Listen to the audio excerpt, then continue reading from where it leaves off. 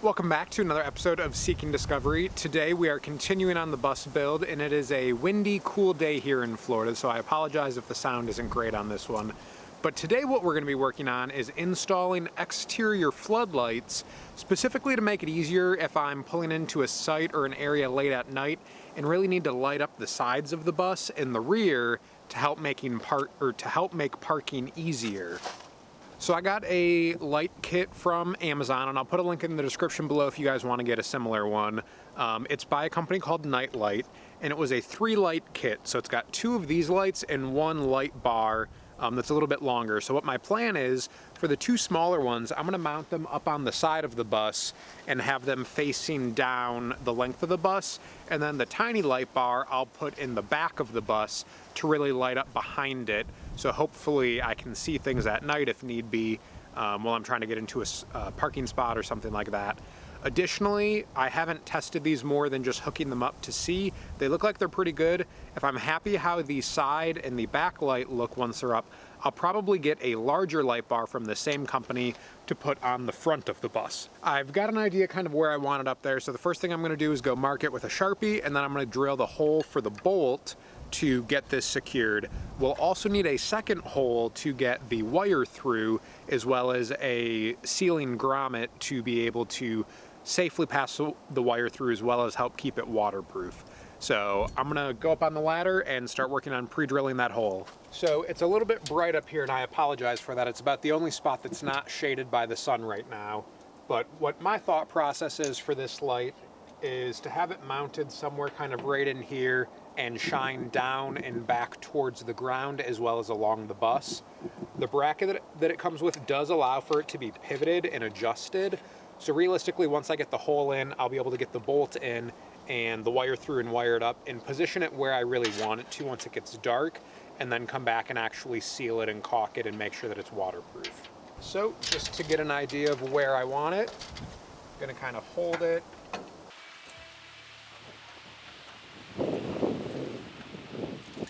There we go, I've got my mark up there. So now I'm gonna go ahead and I've got my step drill bit to make it easier going through the metal.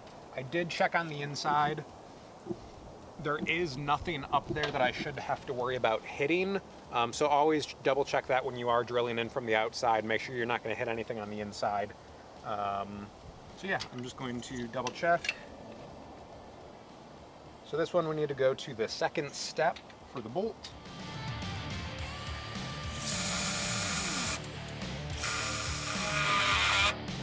Watch out for flying metal chips.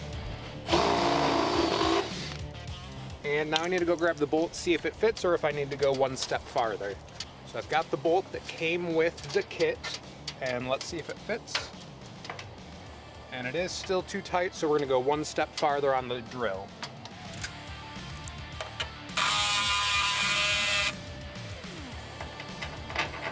That wasn't a full step, but it fits, so that's where we're going to leave it.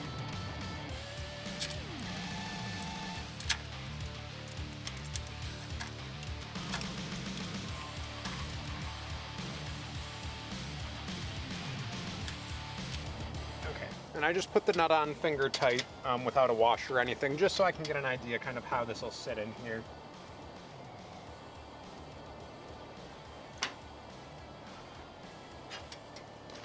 I also grabbed the, so on here they say that they're cable glands, and this is a multi-pack. It came with various sizes. So I'm gonna take a look at how big the wire is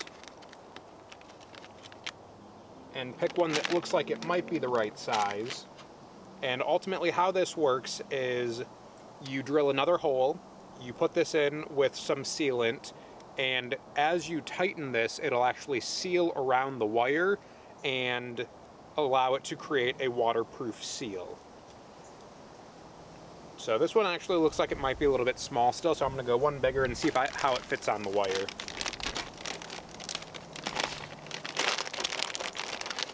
And just like the lights, I will put a link to this in the description of the video if you guys are looking for these wire pass-throughs.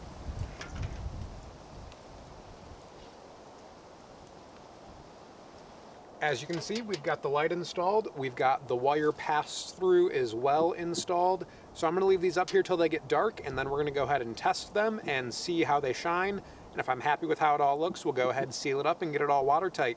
Now I'm gonna work on the other side, and when that's done, I'll head to the back and do the rear one.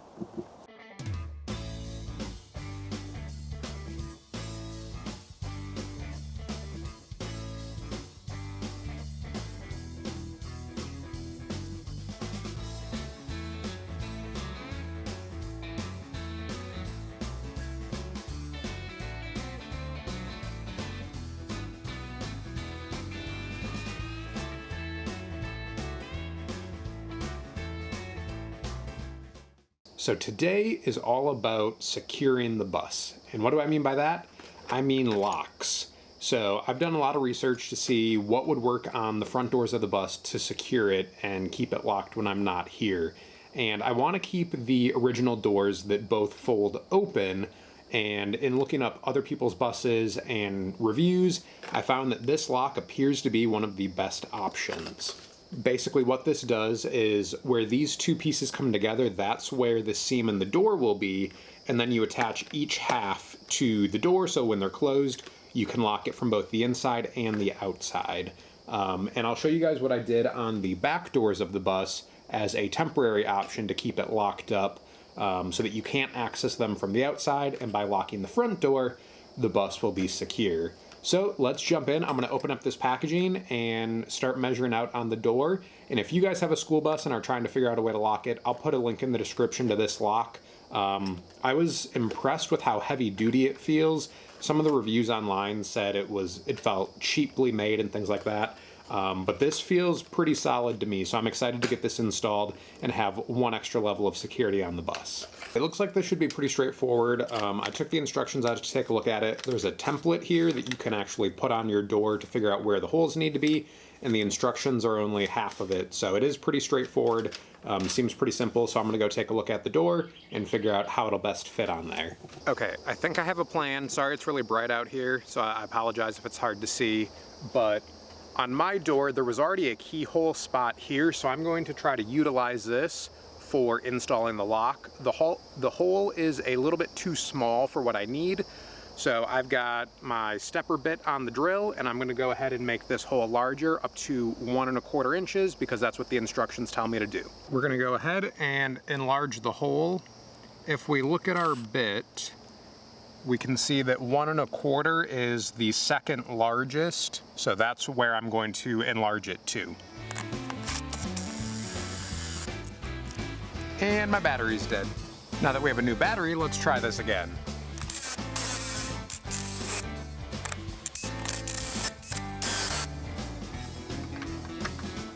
So we're almost there. We do still need to go one more notch on the drill bit. There we go. May not be the prettiest hole, but it fits. So in order to attach the back side of the lock to secure it, I need to drill a hole about the same size in the back side of the door. So I figured the easiest way to do that is to take a small drill bit, try to center it here and punch through, and then open the door with the stepper bit and make it larger from the inside. Well, that was a lot easier drilling through that than it was enlarging the other hole. So let's take the stepper bit and come through the other side.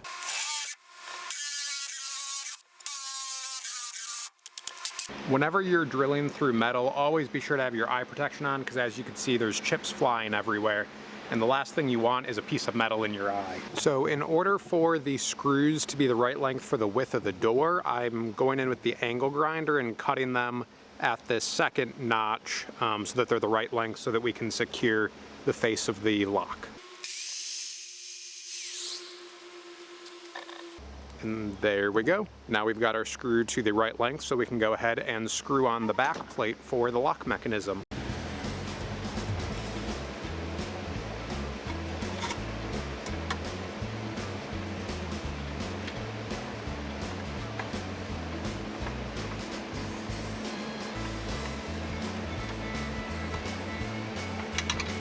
There we go.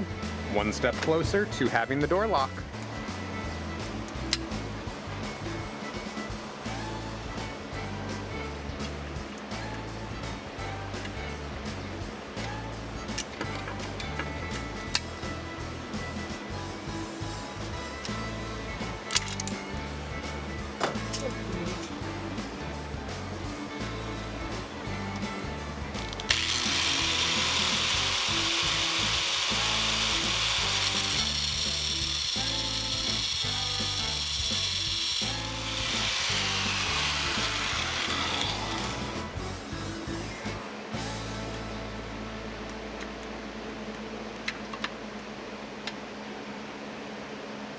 So I just got back from running to my local Ace Hardware to pick up some different sheet metal screws to go into the door itself, since the lock came with wood screws. So now that I have those, I can get all of my holes pre-drilled for the lock mechanism and actually attach it, and then figure out how to put the other side on so that they actually overlap and we can get a good seal on them. Now that I think I know where I want this to go on there, I've got it clamped down. I'm going to do my pre-drill, and then since I need some space in between to bring that out a little bit to make it line up right, I'm going to use these pieces of metal that came off the bottom of the bus that the track rails were attached to, and these should work really well for shims. They already have holes in them to run the screw through. So that's what the plan is, to use these as spacers once we're ready to actually put the metal screws in.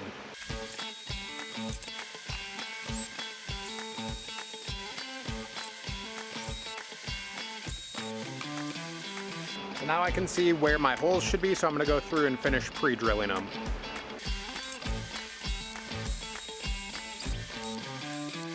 So what I just did was close the door with this kind of mounted on here, how I think it'll be, measured where the kind of fingers hit the weather strip, and I'm going to cut little grooves for them so that this will fully close, and then we'll have the locking mechanism on this side.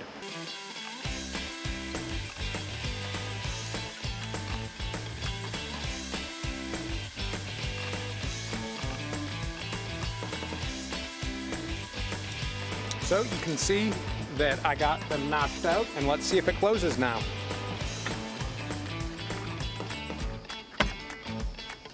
Ta-da!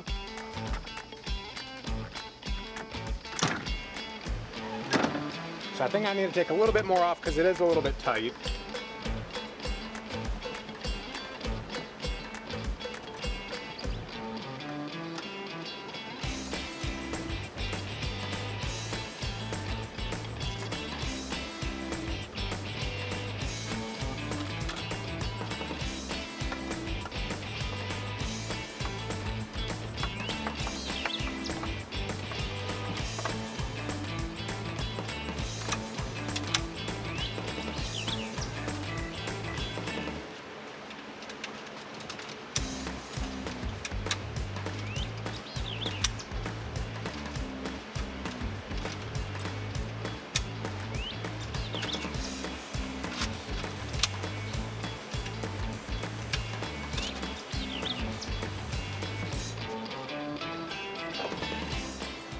So now that I've got this attached here, what we're going to do is close the door, put this in, lock it, and mark where the holes need to be, and get this piece secured, and then we're pretty much done.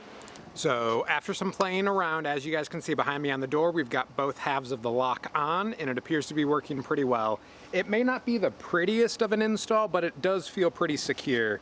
So all you gotta do is close it, and then I got my keys. And you just take one of the keys. You gotta hold the door shut. And now it is secured. And I made some wooden shims and basically friction locks for the two back doors.